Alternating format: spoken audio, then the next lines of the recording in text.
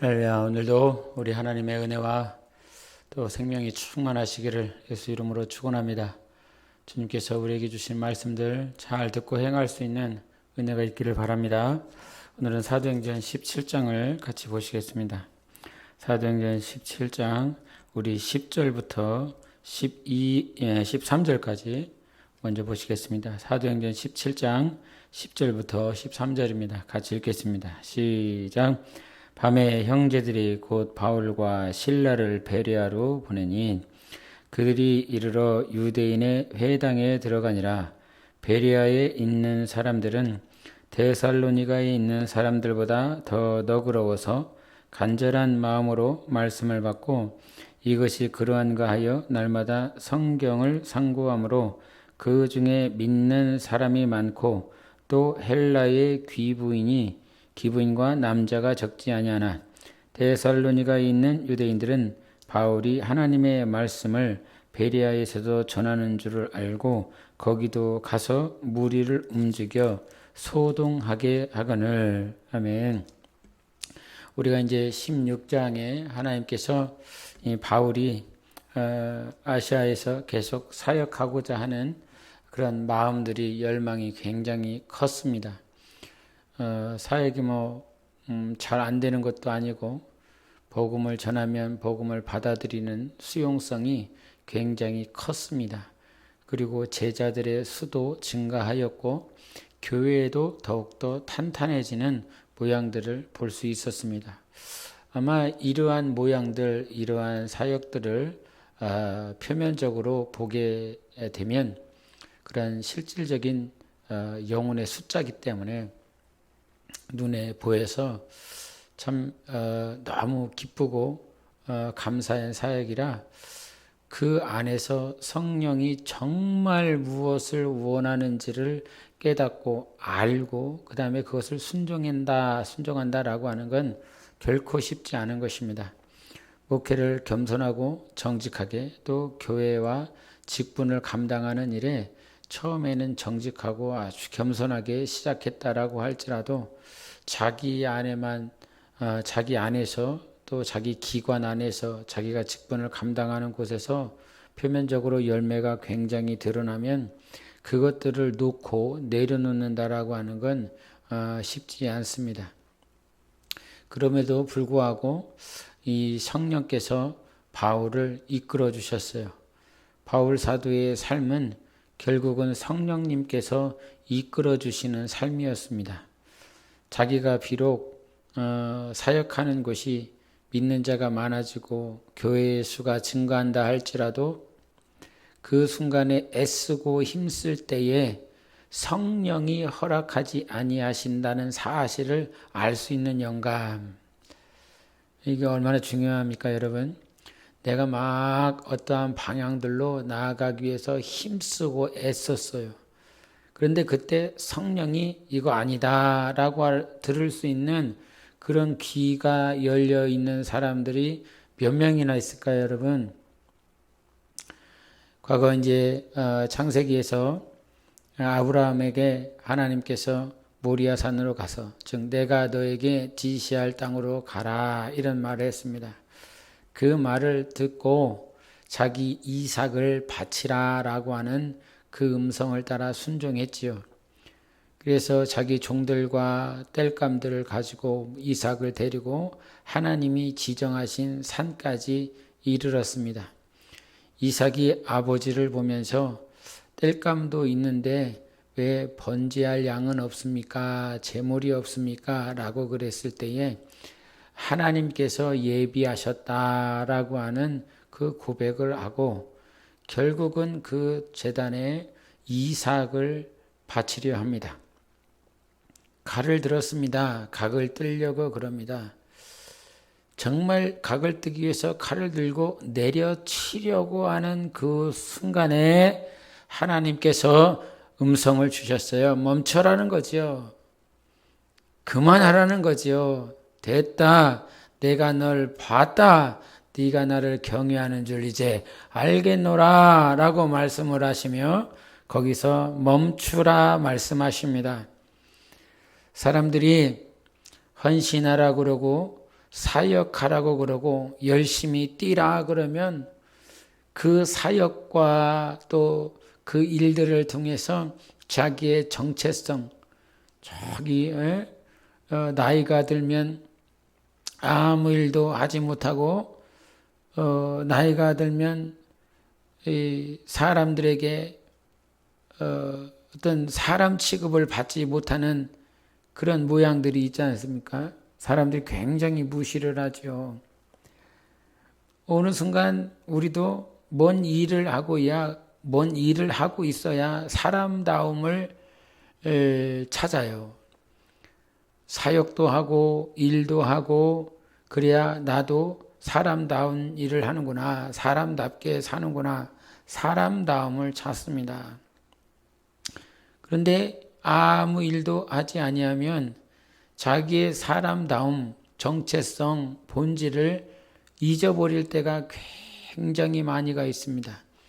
그래서 젊었을 때는 가정을 꾸리고 자녀들을 키우고 와이프와 어떻게 해서든지 가정을 세우기 위하여 몸부림칩니다. 열심을 다합니다. 외로워할 시간이 없습니다. 외로워할 그런 느낌도 없습니다. 왜? 지금 당장 먹고 살아야 되니까. 자기들이 살아야 될 집 한 칸 마련하기 위해서 몸부림을 칩니다. 그래서 자녀들을 키우고 나면 이제 자녀들 장가들고 시집가고 자기는 나이가 들고 이제 직장에서는 은퇴할 때가 됐고 이제 은퇴가 돼서 이제 자기가 집안에서 이렇게 아무 할 일이 없어 은퇴를 했기 때문에 홀로 앉아 있다라고 그런다면 그때 밀려 들어오는 외로움과 나는 뭐냐, 나는 누구냐라고 하는 정체성의 문제에 대해서 굉장히 고민을 하게 되죠. 여러분, 무슨 일을 하기 때문에 우리는 분명 사람이라 사람다운 삶을 살아야 됩니다. 죄가 들어온 이후로 아담이 땀을 흘려야 먹고 살아갈 수 있는 그 사람의 본연의 모습을 또 말을 해줬어요. 죄 가운데 있는 인생들에게. 그래서 땀 흘려야 되고 일을 할 때에 진짜 사람다움을 경험하게 됩니다. 그러나 우리 이제 이후에도 말씀을 같이 나누겠지만 사람다움이 어디 있느냐 우리가 한번 생각을 해봐야 돼요. 그래서 이제 아브라함 말씀을 통해서 그가 사역을 하고 일을 감당하고 하나님이 하라고 주신 그 사명인 거죠. 일인 거죠. 모리아산에 가서 하나님 앞에 예배를 드리고 제 각을 뜨는 자기 이삭을 아들을 바치는 것들은.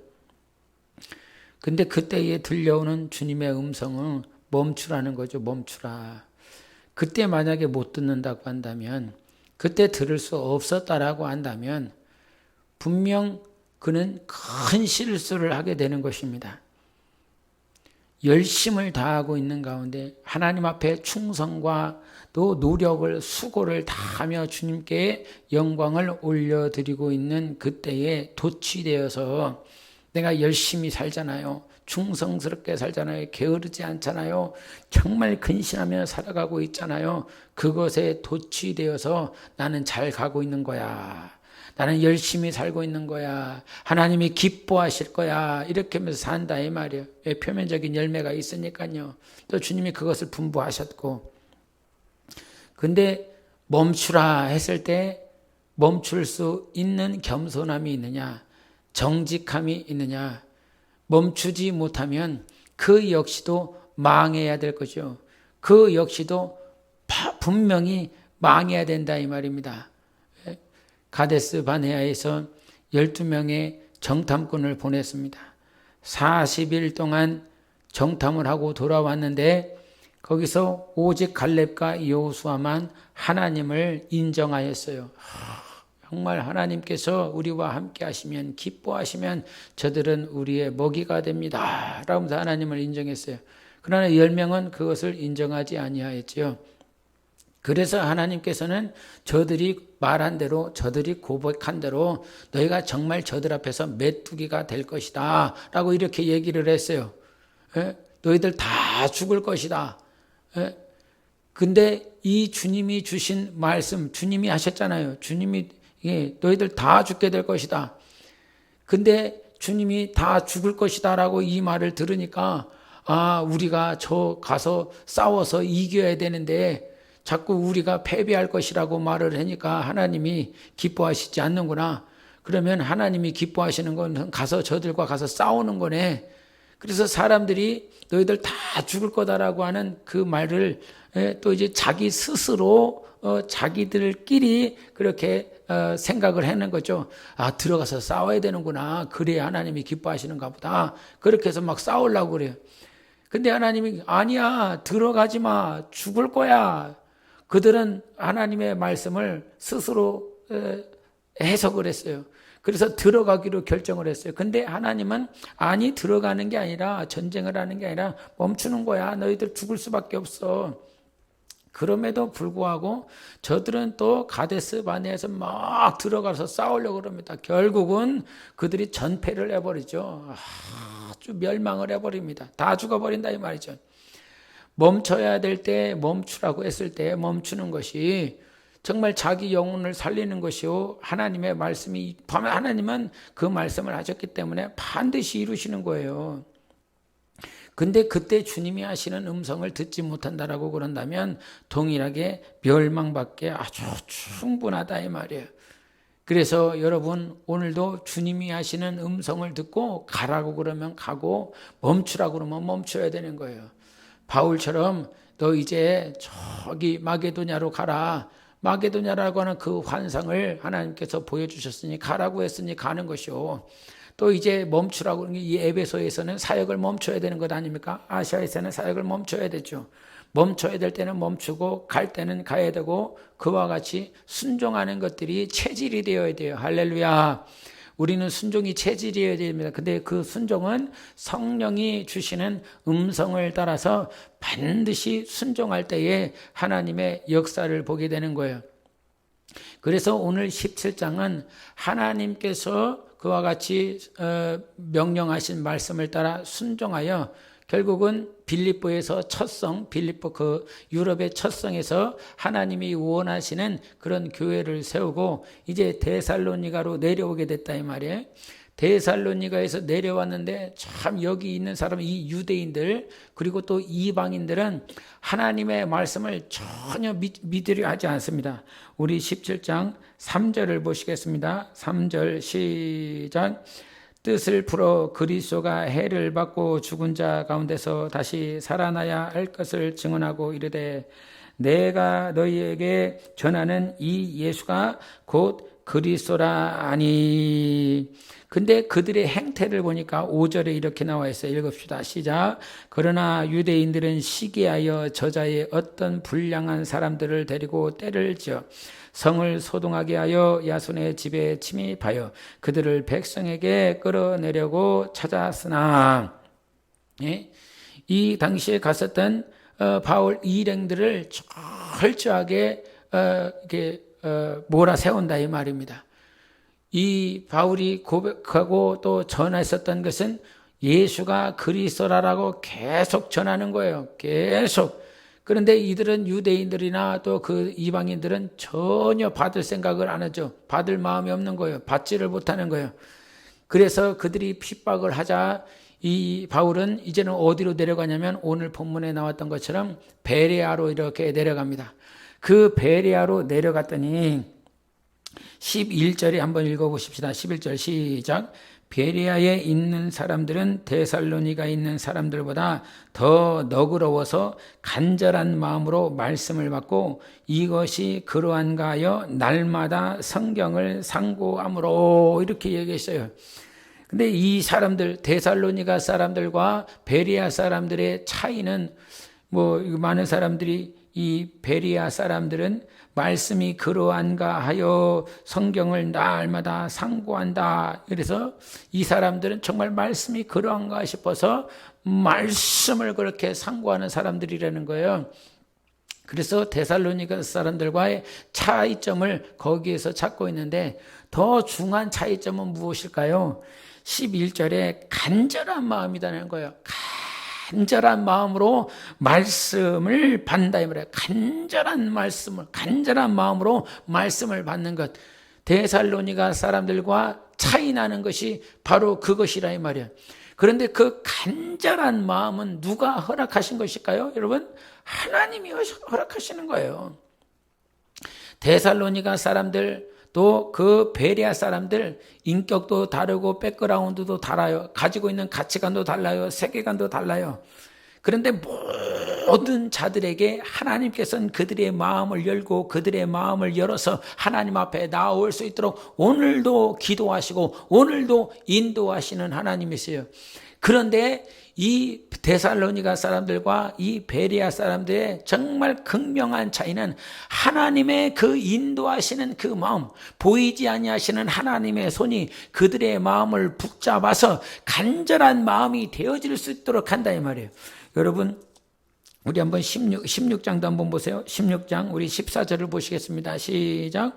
두아디라시에 있는 자색 옷감 장사로서 하나님을 섬기는 루디아라 하는 한 여자가 말을 듣고 있을 때 주께서 그 마음을 열어 바울의 말을 따르게 하신지라. 아멘. 이랬어요. 이게 참 어떻게 말 표현하기가 그래요. 데살로니가 사람들과 베레아 사람들인데, 그러면 베레아 사람들은 하나님께서 그 마음을 열어주셨다는 것이고, 데살로니가 사람들은 그런 마음을 안 열어주셨다는 건가? 하나님이 오해하지 말라라 이 말이에요. 하나님은 오늘도 모든 인생들이 마음의 문을 열어서 하나님 앞에 나올 수 있도록 한다 이 말이에요. 예? 여러분, 그 마지막 계시록 7교회에서 주님께서 뭐하고 계십니까? 문을 두드리고 있습니다. 이 말이 무슨 말이에요? 우리의 심령, 우리의 영혼을 계속 문을 두드리고 있어요. 하나님이 하고 있는 거예요. 근데 그 문은 누가 여는 거죠? 그 안에 있는 자가 여는 거예요. 그 안에 있는 자가. 하나님께서 마음의 문을 열어주신다는 것은 오늘도 계속 노크를 하는 거예요. 근데 데살로니가 사람들은 어떻게 되는 거예요? 하나님께서 계속 문을 열라고 이렇게 마음의 문을 열라고 푸시를 하고 있는데 그들은 마음을 오픈을 안 하는 거예요. 근데 하나님께서는 이 베레아 사람들에게 문을 열었더니 그들은 마음의 문을 열다 이 말이에요. 마음의 문을. 그래서 여러분, 이 빌립보에 있었던 루디아의 그 여인의 마음도 누가 마음을 연 거예요? 바로 주님이 그의 마음을 열었다라고 하는 거예요. 주께서 그 마음을 열었다라고 말을 하는 것입니다. 루디아의 마음을 열어주시는 것. 오늘도 말씀을 들으면서 우리의 문을 두드리고 계시는 주님이 계세요. 우리가 복음을 전할 때요, 정말 주님께서 그들에게 마음의 문을 두드리고 있는 거예요. 그 가운데서는 마음의 문을 오픈하는 자들이 있어요. 그러나 이 말씀을 듣고 복음을 듣고 정말 이 데살로니가 사람들처럼 마음의 문을 오픈하지 않는 사람들이 있어요. 근데 그러한 자들을 사도행전 13장에서는 뭐라고 얘기를 하냐면 13장 48절을 보시겠습니다. 시작. 이방인들이 듣고 기뻐하여 하나님의 말씀을 찬송하며 영생을 주시기로 작정된 자는 다 믿더라. 뭐라고 얘기를 합니까? 하나님의 말씀을 찬송하며 영생을 주시기로 작정된 자는 다 믿더라는 거예요. 이 작정된 자를 성경은 뭐라고 얘기를 하냐면 예정한 자다 그래요. 예정한 자. 지금 세상에 하나님께서 작정하신, 하나님이 예정하신 사람들이 누구인지 몰라요. 여러분, 구약에서 야곱과 에서가 있었지만 하나님께서는 야곱을 쓰셨다 이 말입니다. 이거 어떻게 인간의 논리와 이성으로는 이해가 되지 않아요. 왜 야곱이냐 이 말이요. 왜 야곱이어야 되냐. 에서는 왜 안 되냐 이 말이요. 하나님 왜 이렇게 불평등하십니까? 라고 우리는 말을 할 수 있어요. 근데 성경은 뭐라고 말하냐면 하나님을 토기장이라고 말씀하셨어요. 토기장이. 하나님은 토기장이십니다. 할렐루야.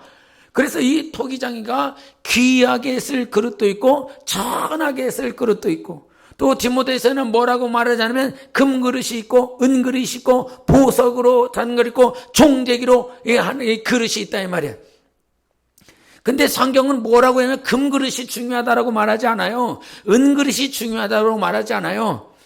이 금과 은과 보석과 또 종재기가 있지만 이 그 모든 그릇들을 거룩하게 쓰시는 분이 있으니, 금그릇을 무조건 거룩하게 쓰는 것이 아니라 이 모든 그릇들마다 자기 자신을 정결하게 할 때에 하나님께서 귀하게 쓰신다라고 말씀하고 있는 것이죠.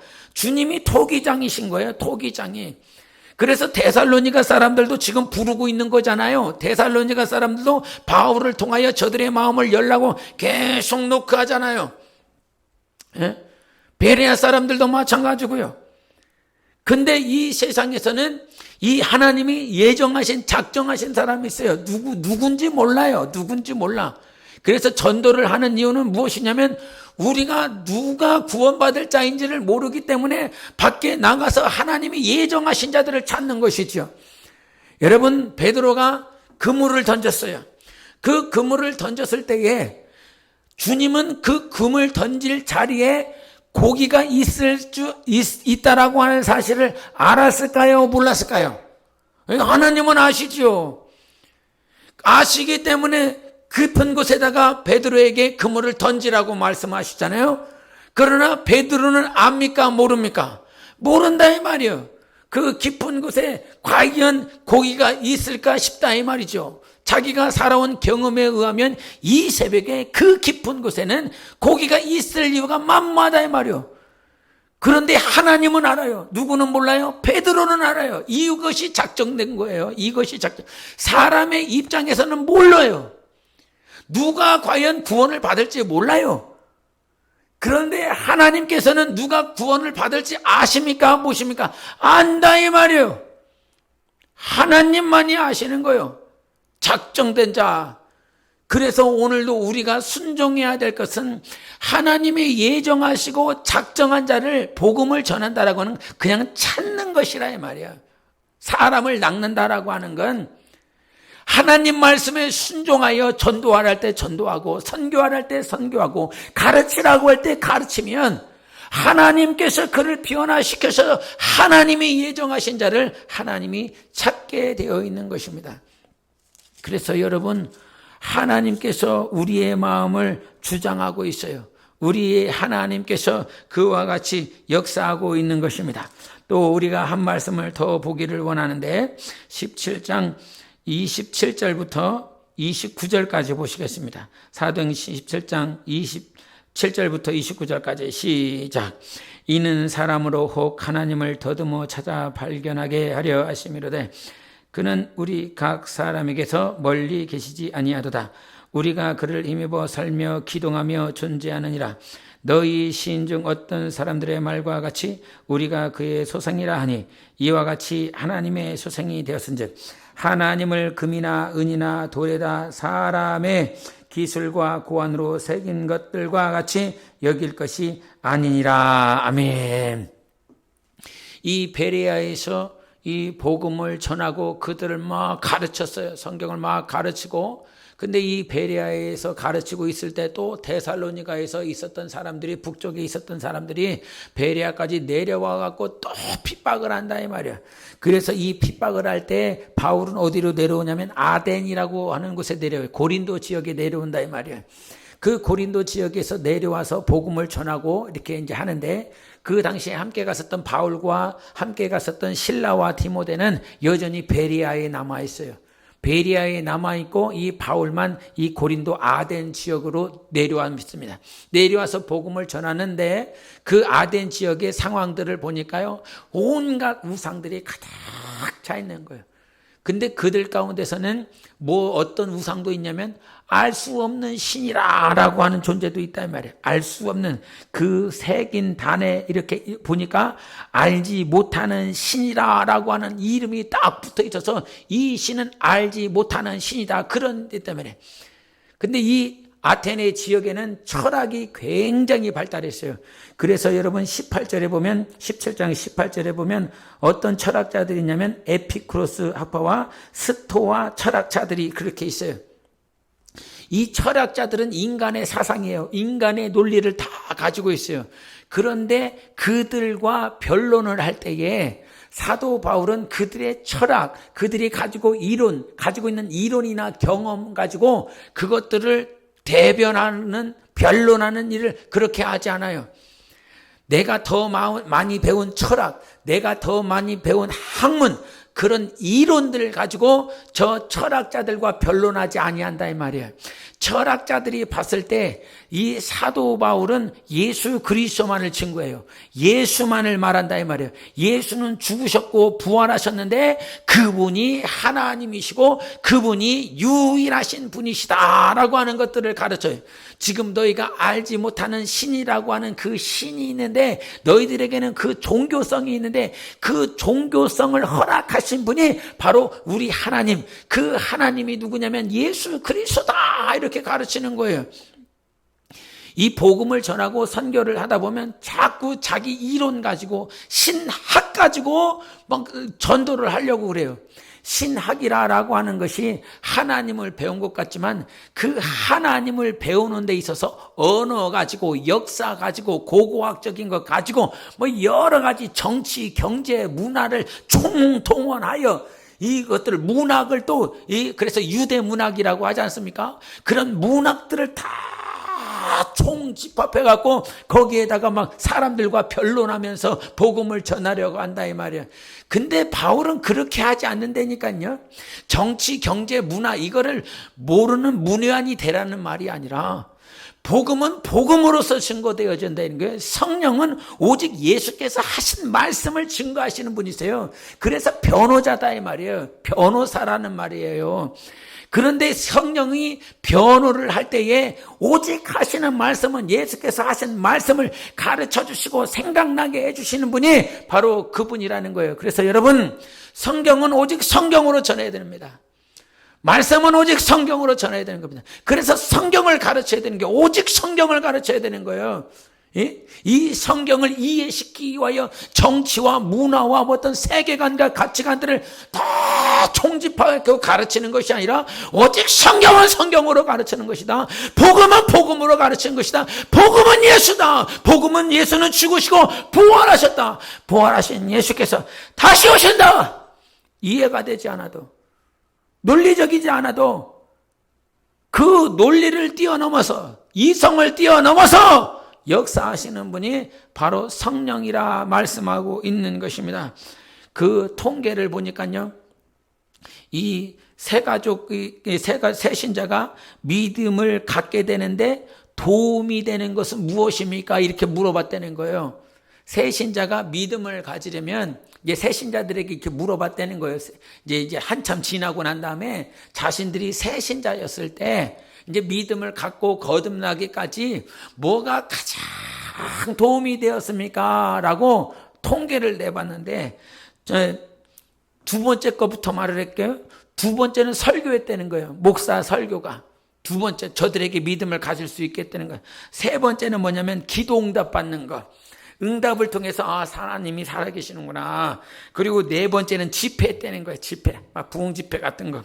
다섯 번째는 삶의 문제를 상담할 때 직분자들과 또 목회자에게 상담을 하면서 그런 문제가 풀어지고 해소가 되었을 때에 믿음을 갖게 되었다라고 하는 거. 그리고 다른 사람들의 간증을 들으면서 믿음이 생겼다는 거예요. 1등이 뭐였을까요? 자기가 새신자였을 때 정말 믿음을 갖게 되는데 주요한 요인이 되었던 게 뭐냐면 첫 번째가 뭐냐면 성경 공부했다는 거예요. 성경 공부. 예? 정말 성경을 가르치는 거 무식한 것 같지만 이게 막 이해가 될까? 그러나 이해를 시키는 것이 아니라 이는 하나님의 말씀이 영혼에 심겨지는 거예요. 이해되는 것이 아니라 모든 문제들 가운데서 갑자기 성령께서 말씀을 생각나게 해주신다 이 말이에요. 그래서 말씀을 가르치고 말씀을 알게 해야 되는 거예요. 성경 공부를 시켜야 된다 이 말이에요. 성경을 가르쳐야 된다 이 말입니다. 근데 성경을 가르칠 때 자꾸 정치, 경제, 문화, 세상의 사상, 철학들을 가지고 와서 성경을 다 찢어 갈겨놓고 막 성경을 가르친다 이 말이에요. 그게 아니라 성경은 성경으로 가르치는 거라니까요. 창세기를 가르치면 창세기의 내용을 계시록에서 가져오고 에베소서 가져오고 마태복음에서 가져오고 선지서에서 가져오고 성경을 성경으로 가르치지 아니하고 자꾸 다른 세상의 교훈 가지고 가르치기 때문에 성령이 일하시지 아니한다 이 말이에요. 여러분, 우리는 정말 성경을 사랑하는 자가 되어야 되고 성경을 막 읽는 자가 되어야 되는 것입니다. 정말 시간이 지나면 지날수록 정말 우리는 성경을 사모하는 자가 되십시다.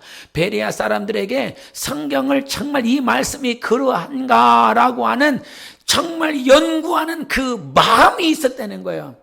정말 진짜냐라고 하는 간절한 마음이 있었다고 가르쳐주고 있지 않습니까? 시편 42편에 갈급함에 대해서 가르쳤어요. 하나님이여 사슴이 시냇물을 찾기에 갈급함같이 내 영혼이 하나님을 찾기에 갈급하나이다 라고 말씀하고 있어요. 사슴이 시냇물 찾는 그 갈급함처럼 내 영혼이 하나님을 찾고자 하는 갈급함이 있는가? 여러분, 우리가 언제 변질되는지 아십니까? 아무런 문제 없을 때요. 하나님을 향하여 갈급함이 없을 때요. 문제가 있고 고난이 닥치고 힘이 들 때는 하나님을 막 찾는 갈급함이 있습니다. 그러나 아무런 문제도 없고 자식들은 잘 되고 있고 내 미래는 탄탄하고 그러면 갈급함이 없어요. 예배를 드려도 예배 같지도 않고 기도를 해도 무슨 기도를 해야 될지 모르고, 그래서 제가 막 힘이 들고 어렵고 막 고통스러울 때 하나님, 이 시간이 감사의 시간인 줄 믿습니다. 이 시간이 정말 내 육체는 힘이 들고 내 마음은 어렵지만 하나님 앞에서는 내 영혼이 얼마나 풍성한 은혜를 누리는지를 모르니까 하나님, 이 시간이 지나지 않기를 원합니다. 막 그렇게 기도하게 됩니다. 왜? 영혼의 축복을 아니까요. 하나님을 향한 갈급함이 무엇인지 아니까요. 그래도 조금은 아니까요. 힘이 들고 어렵지만 이 아픈 시간, 이 고통스러운 시간이 오히려 안 지나갔으면 좋겠어. 지나가고 나면, 해결되고 나면 그 갈급한 마음, 갈망하는 마음들이 사그라지니까요. 여러분, 자기 스스로 경계하십시오. 우리는 하나님 앞에서 항상 갈급함을 가지고 있는 자가 되어야 되는 것입니다. 오늘도 하나님은 우리에게 간절한 마음을 부어주세요. 갈급한 마음을 부어주시는 하나님이십니다. 그 하나님 앞에 간절한 마음을 가지고 살아갈 수 있도록 하나님을 찾고 하나님을 구하는 삶이 되어주시기를 예수 이름으로 축원합니다. 함께 기도하십시다. 오늘도 하나님, 내 영혼에 하나님을 찾는 갈급함을 부어주시옵소서. 하나님을 간절히 찾고자 하는 그 간절한 마음을 부어달라고 함께 기도합니다. 예수여, 오늘도 우리 하나님 아버지, 우리에게 주님을 찾는 간절한 마음을 허락하시고 역사하여 주시옵소서. 베레아 사람들에게 주님의 말씀이 그러한가 하여 찾고 연구하는 간절한 마음을 주신 것처럼 오늘도 인생을 살아가는 우리에게 하나님을 간절히 찾을 수 있는 마음이 우리 안에 충만히 채워지기를 원합니다. 주여, 부어주시옵소서. 성령으로 기름 부어주셔서 주님을 찾고 구하는 거룩하고 복된 자들이 되어질 수 있도록 축복하시고 역사하여 주시옵소서.